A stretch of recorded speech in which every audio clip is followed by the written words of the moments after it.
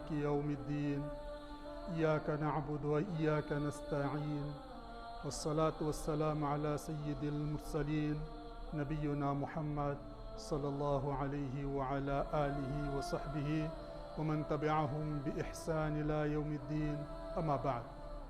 Respeitados irmãos, todos os louvores pertencem exclusivamente a Allah subhanahu wa ta'ala, aquele a quem todos nós dependemos dele e ele não depende de ninguém. Ele criou tudo que existe entre os céus e a terra e todos esses, portanto, o que ele criou criou com algum propósito. E quanto aos humanos, criou com um propósito específico, que é adorá-lo sem associar nada a ninguém. Allah é um e único, indivisível. Ele é o misericordiador, é o perdoador, é aquele que todos dependem dele, ele não depende de ninguém. Ele colocou tudo neste universo ao nosso dispor para que nós possamos viver de forma saudável, de forma condigna. E Allah subhanahu wa ta'ala também criou formas, mecanismos, regras para a nossa convivência saudável. E se nós seguirmos estas regras que Allah subhanahu wa ta'ala traçou para nós, então nós seremos daquelas pessoas bem-aventuradas neste dunya como no akhirah. Para dizer com isto que a partir da altura em que nós invertemos a ordem natural das coisas, quando a partir da altura invertemos a ordem na qual Allah subhanahu wa ta'ala colocou para nós seguirmos, então resulta num caos. E Allah elogia aquelas pessoas que se esforçam para cumprir com as suas ordens, se esforçam para abster-se, afastar-se daquilo tudo que Ele proibiu. Este é Allah subhanahu wa ta'ala, o generoso, aquele cuja generosidade é imensurável. Allah subhanahu wa ta'ala, Ele ama todo aquele que procura o seu perdão, reconhece as suas falhas e detesta todo aquele que é arrogante e que acha que não precisa de Allah. Portanto, nada se compara a Ele, nada se iguala a Ele e nada se assemelha a Allah subhanahu wa ta'ala. Irmãos, como eu disse, Allah colocou uma ordem para nós e para nós seguirmos essa ordem. E disse também que a partir da altura, quando nós começamos a inverter essa ordem, resulta num caos. E o caos que nós assistimos hoje, tanto em termos de fenómenos naturais, como da criminalidade, da insegurança, da intranquilidade, das doenças jamais vistas, tudo isto é resultado das nossas ações. Tudo o que são calamidades, catástrofes, doenças, pandemias, seja lá o que for, é resultado das nossas ações. E se formos a fazer uma análise histórica de tudo isto, vamos ver que nos tempos passados, nos séculos passados, essas doenças, essas calamidades, essas catástrofes não existiam com tanta frequência como existem agora. Por quê? Porque cada dia que passa, ou cada ano que passa, a tendência é de nós piorarmos com a situação. E Allah também vai nos chamando a atenção em função da gravidade das ações que nós praticamos. E disse também no início que Allah colocou uma ordem. E, portanto, o humano também tenta colocar as suas ordens, mas as ordens de Allah tendem a prevalecer qualquer outras ordens. Eu vou, talvez, de uma forma muito resumida, dizer que um exemplo só para elucidar isto. Existe uma teoria chamada, portanto, a teoria das necessidades básicas, aquela que é a teoria do Maslow, onde que ele põe um triângulo, onde que põe aquelas que são as necessidades básicas humanas, não é? Onde que atinge o ponto mais alto é a satisfação, a total satisfação.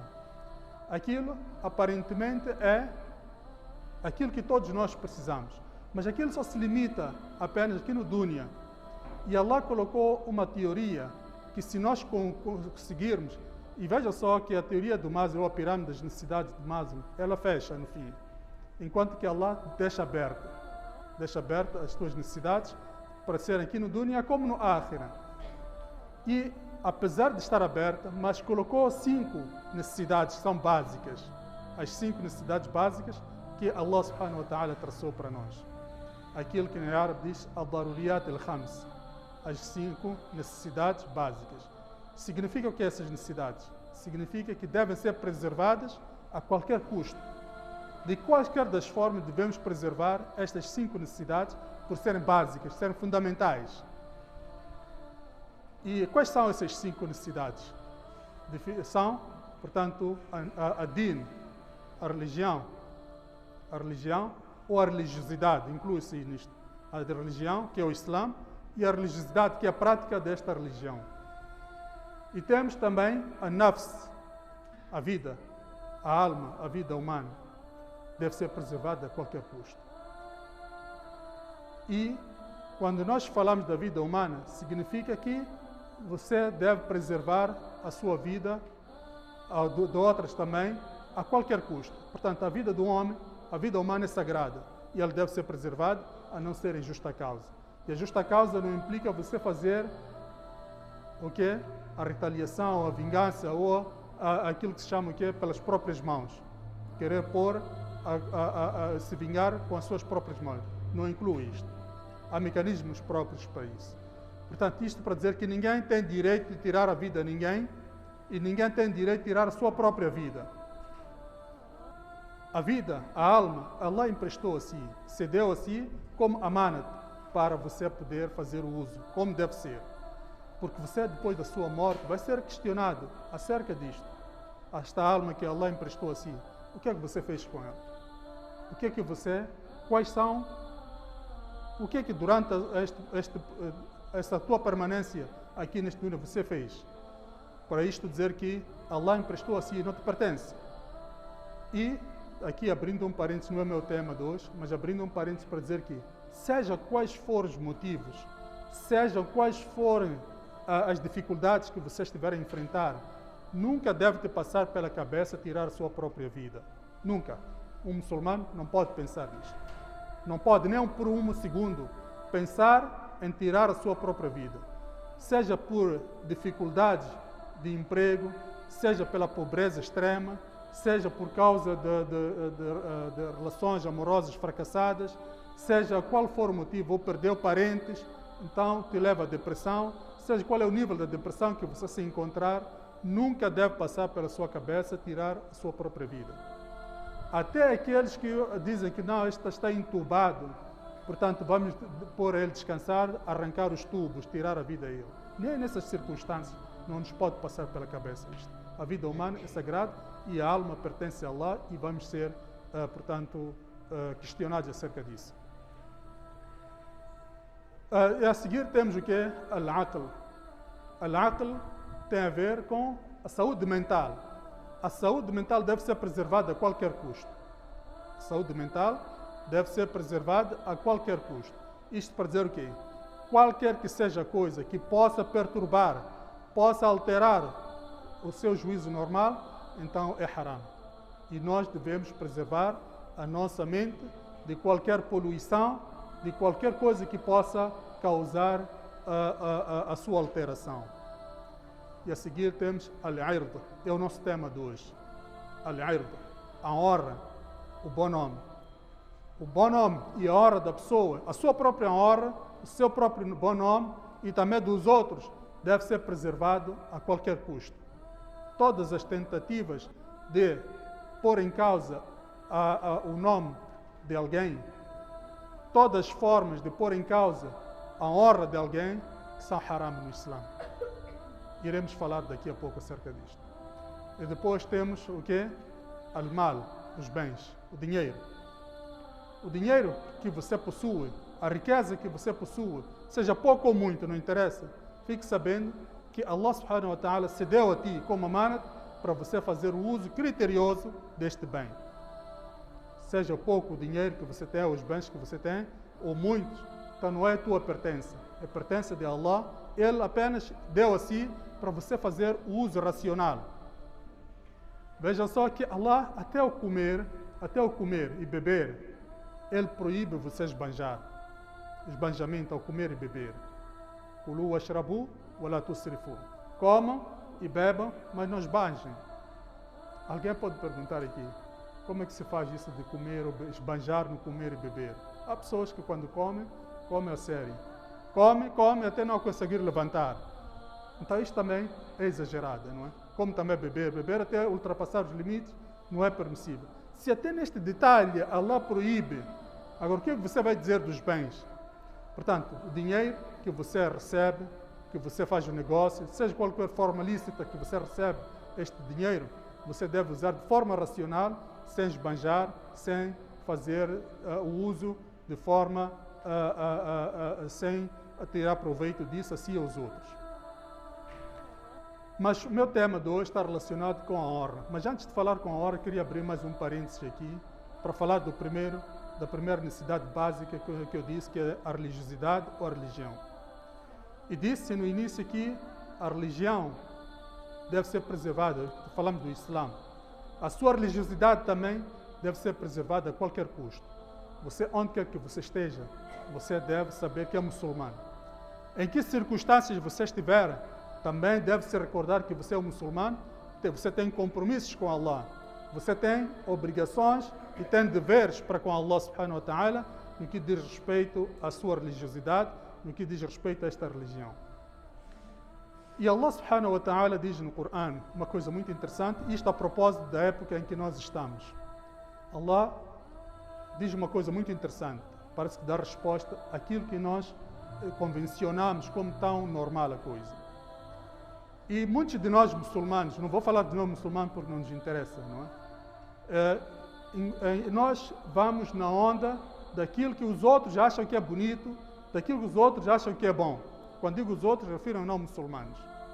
Eles convencionaram, quando chega essa fase de 20 a 31 de dezembro, estamos na quadra festiva, não é?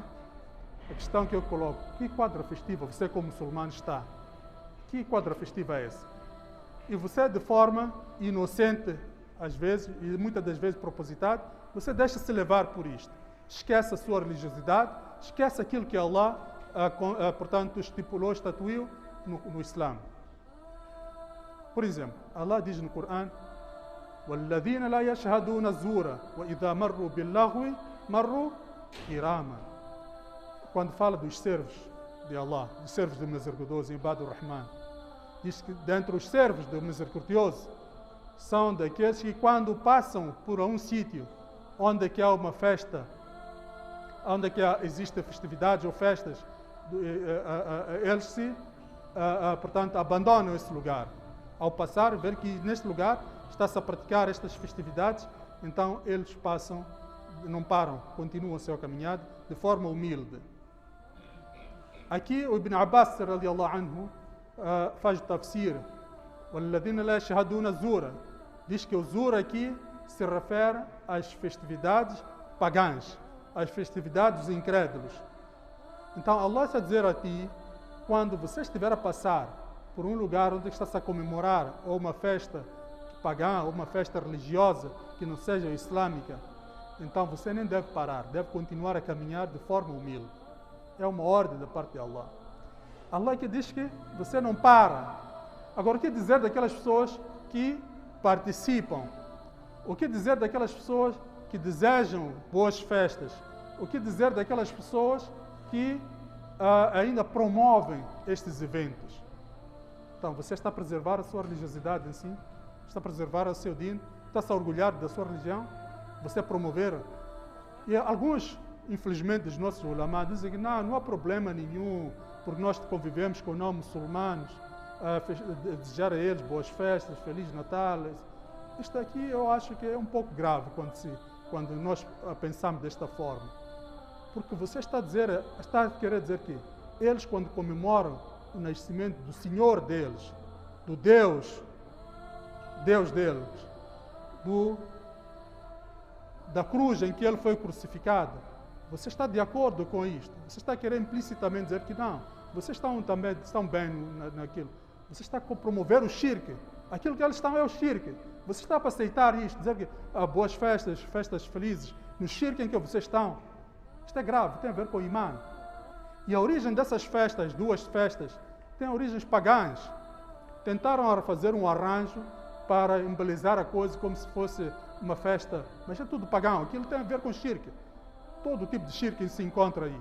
Portanto, está proibido, tanto do Corão como do Sunnah, você participar, você desejar, promover, seja qual for das formas, esse tipo de festividades. Portanto, Ibn Abbas radiallahu anhu diz que Rasulullah sallallahu alaihi wasallam, quando chegou a Medina, encontrou os habitantes da Medina festejarem 2 momentos. E ele perguntou, que festas são essas? Disseram a ele, olha, essas são festas que antes nós festejávamos quando chegassem essas épocas. Então Rasulullah sallallahu alaihi wasallam disse para eles, Allah trocou estas 2 festas que vocês festejam por outras 2 melhores. Veja só, por outras 2 melhores. Que significa não sei se o termo correto em português existe, mais melhor que esta, não é? Não sei se existe. Rasulullah sallallahu alaihi wasallam foi claro. Eid al-Fitr e Eid al-Adha. São essas festas que nos foram estatuídas pelo Islã, por Allah subhanahu wa ta'ala, através do seu mensageiro. Agora, quando você vai participar dessas festas da quadra festiva, dos não muçulmanos, você apoia, promove, faz promoções no seu negócio, alusivo a essas festas, e participa, felicita. Então, você está de acordo com o shirk em que eles se encontram. Você está a promover o shirk. Este é grave. Afeta o seu imã. Você não está a preservar a sua religiosidade. E nem que eles te felicitem pela ocasião do Eid, você não deve retribuir aquilo que é o haq. E eles felicitar, não estamos no haq. Você felicitar a eles, você está a felicitar o batil, aquilo que é falsidade. Então não deve de forma nenhuma. Primeiro, Allah, agrada a Allah, e aquilo que é desagrado a Allah, você não pode agradar aos outros para desagradar a Allah subhanahu wa ta'ala. Portanto, e o tema de hoje tem a ver com um dos 5 al-daruriyat al-khams, das 5 necessidades básicas. Nós falamos no início, tem a ver com al-ird, a honra, o bom nome da pessoa. Nós devemos preservar, a qualquer custo, de qualquer das formas, o bom nome e a honra do muçulmano. Allah subhanahu wa ta'ala, portanto, nos fala, portanto, deste momento de a relação a nós preservarmos e mantermos o sigilo em relação àquilo que é para manter o bom nome das pessoas. وَأَوْفُوا الْعَهْدَ إِنَّ الْعَهْدَ كَانَ مسؤولا. Portanto, Allah subhanahu wa ta'ala diz que nós devemos cumprir, honrar os nossos compromissos. Honrar os nossos compromissos.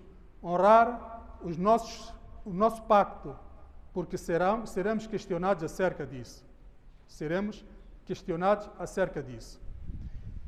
E Rasulullah sallallahu alaihi wasallam no hadith diz: Inna min ashari nas عند الله منزلة يوم القيامة الرجل يفضي إلى المرأة والمرأة تفضي إليه ثم ينشر سرها. رواه Muslim. Diz que a pior espécie de pessoa, Rasulullah sallallahu alaihi wasallam diz que a pior espécie de pessoa, inna min ashari nas, pior espécie de pessoa é aquele homem perante Allah no dia do Qiyamah. A pior espécie de pessoa perante Allah no dia do Qiyamah é aquele homem que mantém suas relações íntimas com a sua esposa. E a sua esposa também mantém relações íntimas com seu marido. E depois ele vai divulgar esses segredos. Allah, a Rasulullah sallallahu alaihi wasallam diz que essa é a pior espécie de pessoas. O que é que isto quer dizer? Significa que há pessoas, infelizmente, que têm esta conduta. Aquele que está em intimidade com a sua esposa ou a mulher com seu marido dentro do quarto, sai e vai divulgar lá fora. Vai informar lá fora. O que é isto? Alguém pode dizer que mas isto é absurdo, mas existe. E a Rasulullah sallallahu alaihi wasallam já advertiu-nos. Infelizmente, há homens que fazem isso para se mostrar, para se gabar, perante que eu sou isto, sou aquilo, eu me fiz isto com a minha mulher. Isto é grave. Você está a pôr em causa a honra dela, está a pôr em causa a dignidade dela, está a pôr em causa o bom nome dela. Da mesma forma que aquela mulher que assim o fizer, e normalmente tem sido as mulheres, não digo que os homens não fazem, há homens. Quando eu digo há homens, não estou a falar de homens, há outros tipos de homens, esses é que fazem essas coisas. Portanto, também há mulheres que, quando discutem com o marido, então vai lá fora, pensa que aquelas pessoas lá vai como desabafar para poder se aliviar do problema que tem. Então começa a dizer os segredos do marido. Todo mundo fica a saber. E fique sabendo, se é que as mulheres estão nos ouvir, fique sabendo, os teus problemas, como você vai contar às outras pessoas lá, é que eles gravam, não se esquecem mais. Você vai se reconciliar com o seu marido, ou o marido vai se reconciliar com a sua esposa, ficam bem, mas já ficou lá. Infelizmente acontece isso. Mulheres, quando estão em histeria, portanto, teve um conflito ou uma desavença com o marido, vai lá fora, meu marido é isto, é aquilo, é assado, é guisado, o motor dele não arranca, não faz sei lá o quê. Então, depois, o que vai acontecer com isto? Vão resolver os seus problemas lá fora? Isso é gravíssimo, não pode acontecer de forma nenhuma. E essa é a pior espécie de pessoa. Inclui o homem, como também a mulher. E vejamos só um outro hadith acerca de como devemos preservar os segredos das pessoas. Os segredos das pessoas nós devemos preservar. Consta do hadith de Anas bin Malik, radiallahu anhu, o Thabit diz que conta, segundo Anas, que o Anas contou para ele, contou o Thabit, que quando era criança, ele estava brincando, o Anas bin Malik, radiallahu anhu, quando estava em Medina, quando era criança, estava em Medina a brincar com as outras crianças. Então apareceu Rasulullah sallallahu alaihi wasallam, cumprimentou aquelas crianças. Veja só, aqui só um parênteses. Rasulullah não é qualquer pessoa, hein? Este cargo, você não concorre, não há eleições, você não faz campanha para poder chegar até este cargo. E este título, este cargo, não é como um chefe de Estado, um presidente da República, o presidente de um partido, ou seja lá o que for. Portanto, é muito mais que isso. Este cargo de Rasulullah junta tudo isso que você possa imaginar. Junta o título de imperador, de chefe de Estado, comandante em chefe, presidente, tudo o que possa existir. Ele, Rasulullah sallallahu alaihi wasallam, encontrou as crianças a brincar, cumprimentou a eles. Assalamu alaikum wa rahmatullahi, as crianças. Você, nós estamos aqui, eu. Quando encontramos nossos filhos, crianças a brincar, você para, cumprimenta eles. Assalamu alaikum. Pelo contrário, se você passa eles não te cumprimentar, você é o primeiro a enxovalhar as crianças. Esta não era a postura de Rasulullah sallallahu alaihi wasallam. Quando encontrava as crianças em Medina a brincar, ele abraçava, corria atrás delas, as crianças a fugirem na brincadeira, e ele corria atrás delas e abraçava eles e beijava nas cabeças, nas testas das crianças. Quem é que de nós faz isto aqui? E quando os nossos filhos ou as crianças estão a brincar e não cumprimentam nós, somos os primeiros a chamá-los de malcriados. Dá um exemplo. Eu tenho certeza que você der este exemplo, cumprimentar as crianças, os teus filhos, dizendo assalamu alaikum, todas as vezes, você chegar a uma altura que você já não vai precisar de fazer isso. Eles é que vão cumprimentar assim. Era esta a postura de Rasulullah sallallahu alaihi wasallam. E Anas conta que quando ele estava a brincar com as outras crianças, Rasulullah sallallahu alaihi wasallam apareceu, cumprimentou a eles.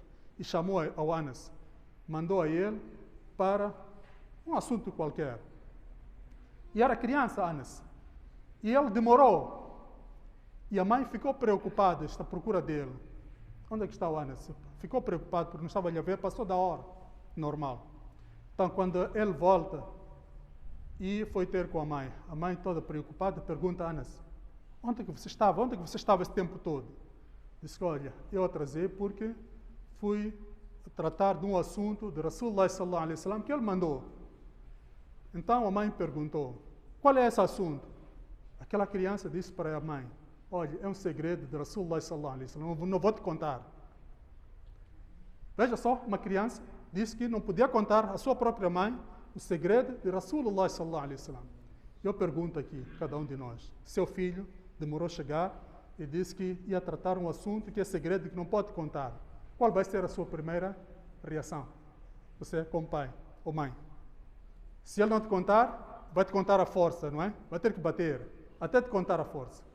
Sabe o que a mãe de Anas disse para ele? Olha, se é um segredo de Rasulullah, não conta a ninguém. Não conta a ninguém, mantenha-te com esse segredo e não diga nada a ninguém. E esta foi a postura de uma sahabia em relação ao guardar segredo. E agora que ele estava velho, já estava a contar o Anas, estava a contar o Thabit, disse, Thabit, se eu fosse a contar a alguém, este segredo contaria a ti. mas não posso contar. Rasulullah já tinha morrido há vários anos, mas disse que era um segredo de Rasulullah, que não contou à mãe, enquanto ainda é criança, agora que está velho, nem a tia Thabit eu vou contar para si, porque é o segredo de Rasulullah sallallahu alaihi wasallam. E hoje, qual é a nossa a postura em relação a segredos? A gente anda até atrás de coisas, segredos das pessoas. A gente anda à procura dos segredos das pessoas. Só para terminar, um exemplo muito prático. No Islã, não é permitido, se você passar de uma casa, encontrar a porta aberta, você espreitar para ver o que está a acontecer lá dentro. Aliás, se você estiver a ir à casa de alguém, bater a porta e abrirem, você não pode ficar em frente da porta para ver o que está a acontecer lá dentro. Você deve estar de lado, até ter permissão de você entrar e que pode entrar. Mas o que está a acontecer hoje? Você passou, viu uma janela aberta e quer espreitar quem está lá. Você viu qualquer oportunidade de espreitar quem está dentro, você quer espreitar. E mais ainda, a gente ainda anda à procura de assuntos das pessoas e nos fazemos de santos quando são pecados dos outros. Quando nossos pecados a gente não consegue enxergar e queremos andar à procura do segredo das pessoas para comentar. Isto é gravíssimo.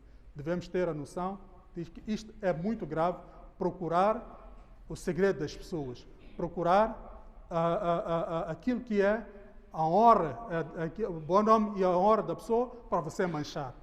É fácil estragar, difícil de repor. E só para terminar mais um hadith, Rasulullah sallallahu alaihi wasallam, no hadith Abu Hurairah, diz: Ayatul munafiq thalatha.